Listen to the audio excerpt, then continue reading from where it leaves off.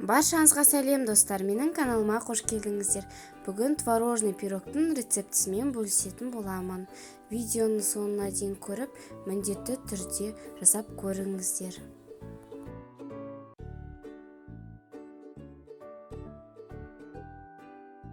Бізге керекті заттар: ұн, сары май, жұмыртқа, қамыр қопсытқыш және де қант. Ең алдымен ұнға қамыр қопсытқышты және де қантты қосып, жақсылап араластырып аламыз.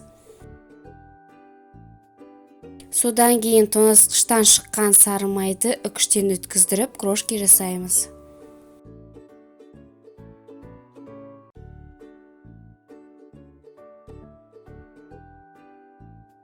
Содан кейін жұмыртқа қосып, қамыр илейміз.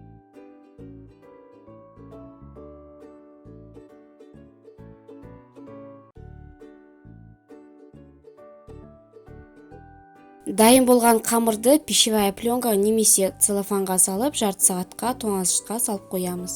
Салмасын дайындаймыз. Салмасына ірімшік, жұмыртқа, қаймақ және де қант керек.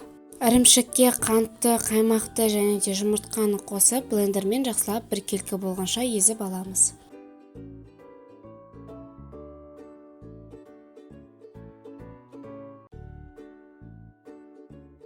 Жарты сағат өткен соң тоңазытқыштан қамырымызды алып, 24 немесе 26 диаметрлік формаға орналастырып аламыз.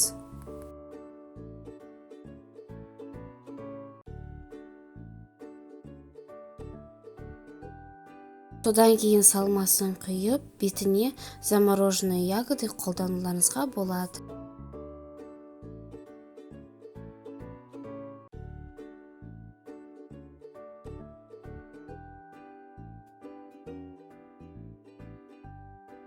Дайын болған қамырды қызып тұрған пеште 170 градуста 30-35 минут пісіріп аламыз.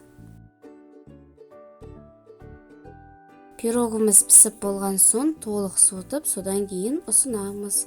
Видео ұнаса, менің каналыма тіркеліп, лайк басып, комментарий қалдыруды ұмытпаңыздар. Сіздермен болған Наргиз. Келесі видеода кездескенше.